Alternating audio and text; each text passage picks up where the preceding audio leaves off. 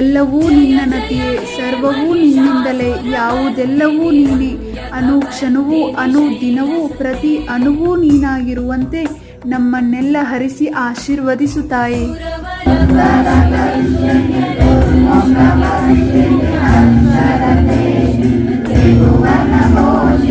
ನವರಾತ್ರಿಯ 3ನೇ ದಿನ ದೇವಿಯು ಚಂದ್ರಘಂಟ ಅವತಾರವನ್ನು ಹೊಂದಿರುತ್ತಾಳೆ.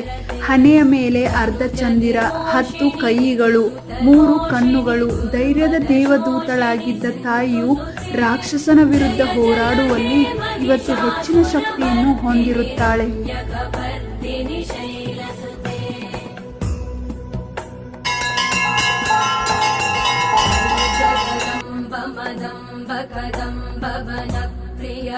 ಸೊ ನಮ್ಮ ಇವತ್ತಿನ ನವರಾತ್ರಿ ಈ ಥರ ಇತ್ತು. ದೇವಿಗೆ ಪ್ರಾರ್ಥನೆ ಮಾಡಿ, ಅರ್ಚನೆ ಮಾಡಿ, ದೇವಿಯ ಪ್ರವಚನವನ್ನು ಕೇಳಿದ್ವಿ.